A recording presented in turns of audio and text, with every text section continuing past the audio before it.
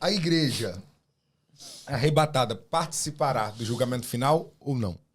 Não, nós temos dois conceitos, tribunal de Cristo e julgamento, né? O tribunal de Cristo refere-se aos galardões, né? Aonde vai ser testado aí se o que você fez foi a benefício pessoal ou a benefício para Cristo. Então as suas obras serão provadas. O que você fez foi para si ou para Cristo? E aí vão ser provadas no tribunal de Cristo, e aquilo que foi feito para Cristo, para o reino, você vai ser galardoado. Isso é o tribunal de Cristo, que não tem efeito condenatório. Isso. Ele tem um efeito de galardoar. Se pegar a minha cara, vamos fazer os memes, porque eu fico assim, ó. Então, o tribunal de Vamos fazer Cristo figurinha. não tem efeito para condenar, mas para galardoar. Já o julgamento final, né, já é uma coisa condenatória. Se você pegar a estrutura do capítulo que fala sobre o julgamento final, diz que eles serão amarrados e jogados no lago de fogo, que é a segunda morte. Boa. Eu quero, antes de eu ler mais perguntas, deixa eu tentar entender um negócio aqui, então, pastor. Tem o Tribunal de Cristo. Yeah. E tem qual foi o nome que você disse agora? Que o julgamento final, né? O julgamento final, tá. O julgamento final é quando vai dizer se a pessoa foi salva ou não. Não, o julgamento final se refere àqueles que já são condenados e vão ser participantes da segunda morte. Eu nem sabia que tinha isso. Já não basta morrer uma vez. duas. A primeira morte tá ligado ao inferno. Que aí a definição de inferno na Bíblia tem que ser bastante analisada. Porque quando você pega a palavra inferno na Bíblia e você trata a partir do grego, você tem o Tártaro, tem o Hades. Então tem lugares que são para anjos que não podem subir da terra, que vão ser subidos só na grande tribulação. Tem lugar que são para as almas perdidas.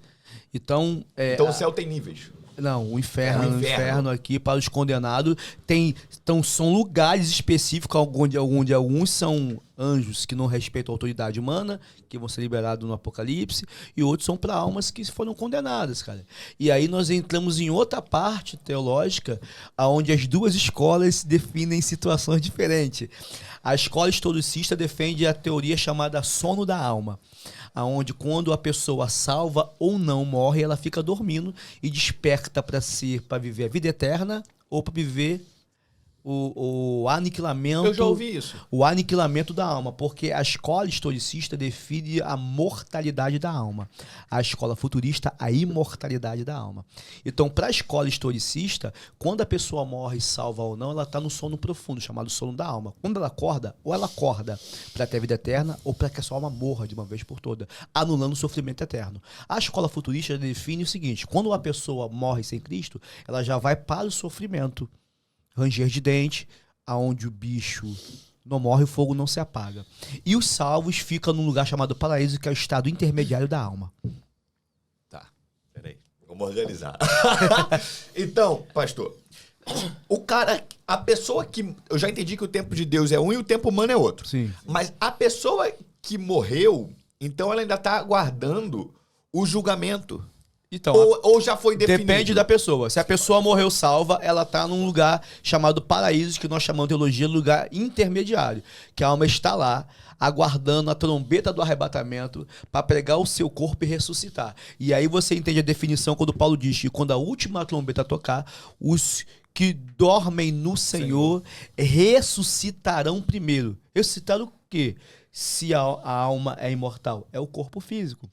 E nós já estamos em corpo físico, não precisamos ser ressuscitados. Nós seremos somente transformados. Então, é mais ou menos assim, o cara tá no paraíso porque o cara morreu crente. A trombeta toca, ele vem aqui para pegar o seu corpo mortal. Porque a definição de imortalidade sobre o corpo, ela é bíblica. O texto vai dizer que isto que é mortal vai se revestir de imortalidade. Então, quem está dormindo no Senhor no paraíso, que é o estado intermediário, pega o seu corpo, ao toque da trombeta, esse corpo é glorificado. Nós que já estamos em corpo aqui, que não estamos vivos, só passaremos pela transição da glorificação do corpo. Agora, para outra escola, que não é a nossa, a historicista, eles definem que quem morre, independente de ser salvo ou perdido, vai ficar no sono profundo, e quando ressuscita, ou é para a vida eterna, ou para a morte eterna. Mas e o julgamento final? Entra onde? A pessoa ressuscita da escola historicista do sono, ela acorda do sono para receber o galardão, ou pra ser condenada, cara. E a gente que é futurista já acredita diferente, que a pessoa que hoje dormiu no Senhor, né, porque o espírito da morte não tem poder sobre ela, né? Ela dorme no Senhor, no paraíso, ela não tá dormir ali, não quer dizer que ela tá lá dormindo. Até porque, o exemplo, nós temos exemplos da Bíblia, aonde, o exemplo, o Apocalipse vai dizer, o Apocalipse capítulo 6, se não falha a memória, que o apóstolo João ele viu almas debaixo do altar e ninguém estava dormindo não, meu amigo. Estavam reclamando as almas quando é que o Senhor viria na terra para vingar o sangue deles, que foram no mar, de pessoas que morreram em nome de Cristo. Então, as escolas historicistas têm um grande problema em Apocalipse 6, porque eles dizem que está dormindo e eu vejo ali um monte de gente acordada reclamando ainda. Então é complicado. Agora eu vou fazer a pergunta. Não é sobre o fim dos tempos, de fato, mas eu vou perguntar pra pastora Maiara, porque ela tá. Eu tô inconformado aqui que ela tá só aprendendo. Eu nunca vi pastora Maiara assim, tá? Ué, perto do sábio, meu filho, que todo tem que ficar calado pra você ser sábio também. Pastora, deixa eu perguntar um negócio pra senhora. Não é sobre o fim dos tempos em si, mas tem a ver com isso. Então vamos pensar no seguinte: duas perguntas que se resumem a uma. Primeiro, a pessoa que viveu antes de Jesus, do nascimento de Jesus. Onde que essa pessoa tá? Porque ela veio antes de Jesus, primeira pergunta. E a segunda, e a pessoa que morreu sem nunca ter ouvido falar sobre Jesus? O peso é o mesmo? Entendeu a minha pergunta, pastor? Entendi a sua pergunta. Então, a Bíblia diz que o Senhor não levará em consideração o tempo da ignorância. Então, inclusive o que o pastor Sandro disse sobre a questão do galardão e a morte eterna, é importante dizer que todas essas coisas serão em consideração as obras feitas, né, pastor? Dessa pessoa. Então, é por isso que é muito importante, além da fé, não é o que você faz exatamente, mas é para quem você faz, né? O serviço é importante, né? O serviço isso é que determina muita coisa. Agora, sobre essa questão das pessoas que morreram antes, eu acredito que elas vão estar debaixo das mesmas condições que o pastor Sandro acabou de falar. Tem uma transição do seio de Abraão para o paraíso. Tem o seio de Abraão. Que muitas pessoas acreditam que o seio... Que lugar é esse, né? O seio de Abraão. Esse seio de Abraão seria esse lugar supostamente provisório. Isso. No qual essas pessoas... Na dispensação da lei. Na dispensação da lei, que essas pessoas ficariam ali aguardando todas essas coisas acontecerem. Digamos assim, que nós estamos falando aqui, né? E esse lugar passa a ser o paraíso, na dispensação do Novo Testamento, no qual todas essas pessoas aguardarão a trombeta tocar e todas essas coisas. Então, assim, para nós que somos filhos de Deus, para nós que cremos em Cristo, o que é importante para nós? Para que essas pessoas vivam a mesma realidade que nós, tendo a mesma... Porque parece, em dado momento, que nós estamos falando sobre tudo isso aqui, e a grande finalidade, e é sobre isso que eu falo muito, né, lá na igreja, inclusive, da salvação é fugir do inferno. Né? Da salvação e encontrar-se com Cristo é como... eu percebo que não muitas por amor vezes, a ele, mas para fugir por um pavor, porque, inclusive, todo esse assunto da escatologia é pouco falado, tanto pela questão do pouco conhecimento, quanto pelos enganos e sofismas que surgiram em torno disso. Porque quando se fala sobre escatologia, na maioria das vezes, as pessoas elas têm um medo de falar sobre o assunto e não um desejo, tipo assim, cara, isso é muito top porque isso fala sobre o momento que eu mais espero na minha vida.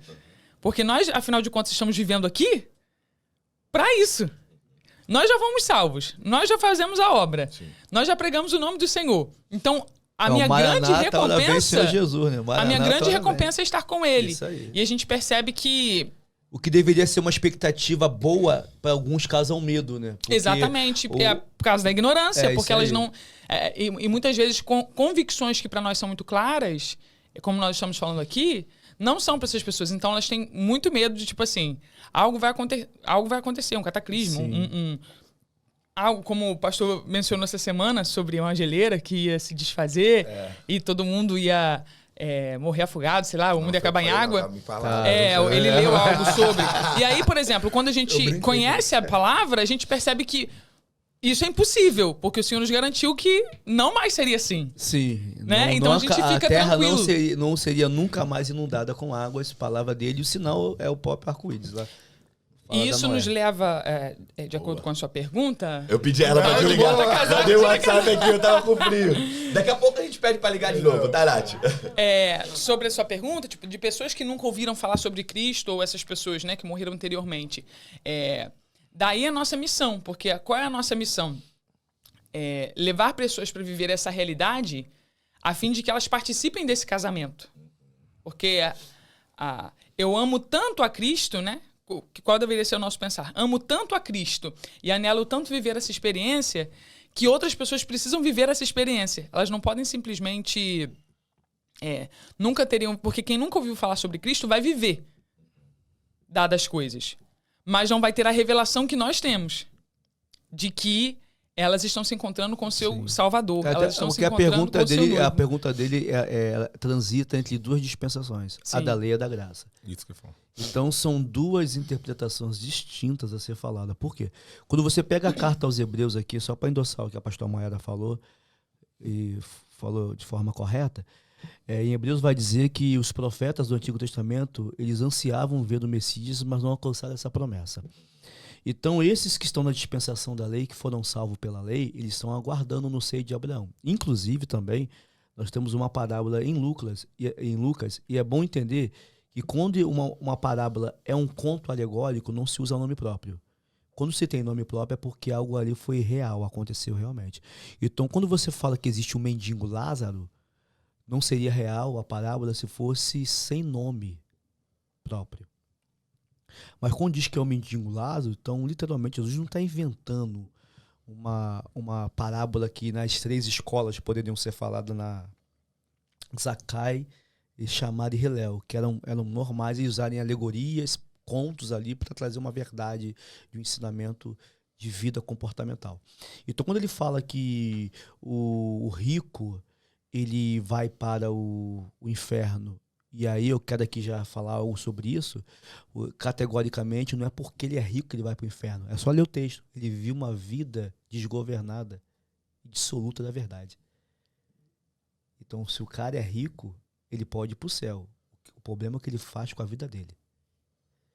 Então esse rico, ele não estava distante de Deus, e o outro, pobre, mas estava com o Senhor. E aí ele vai para um lugar de tormento, já quebra a questão do sono da alma, porque ele vai para um lugar de tormento, e aí ele grita e fala para o pai Abraão: Pai Abraão, peça para que Lázaro molhe a ponta do seu dedo para que venha me refrescar aqui. E aí tem outro problema, que o pai Abraão também não está dormindo, está falando. E o pai Abraão vai dizer assim: é impossível, porque é um abismo que nos separa. Uma vez que chega aqui, quem está aí não pode ir para aí, e quem está aí não pode vir para cá. Esse lugar é chamado de Ser Abraão, que é a dispensação da lei. Na dispensação da graça, tem um texto da Bíblia que diz que ele pegou um cativo em cativeiro. O que seria um cativo em cativeiro? Jesus se manifesta como Messias, vai aonde estão esse lugar de Ser de Abraão e transporta eles para o paraíso. E então são duas dispensações. Então não tem como interpretar uma dispensação da mesma forma da outra. Quando a pastora Mayara falou sobre esse ide, né, por todo mundo e pregar o evangelho, que é a missão da igreja, e você relacionou a pessoas que nunca ouviram como tribos indígenas, né? Acho que mais ou menos a pergunta foi essa, tá? A Bíblia vai dizer que é interessante isso, que a natureza, ela anuncia a obra do seu Criador. Então, se a pessoa não teve contato com o missionário, existem evidências que existe um Criador. E essa pessoa se submeter a este Criador é o indício que ela crer nele. Então, meu Deus é justo na balança, meu amigo. Legal. Só que a igreja hoje tem uma missão. Todo mundo tem que saber sobre Jesus. Legal. Então, ele trata de forma diferente, porque a balança dele é justa.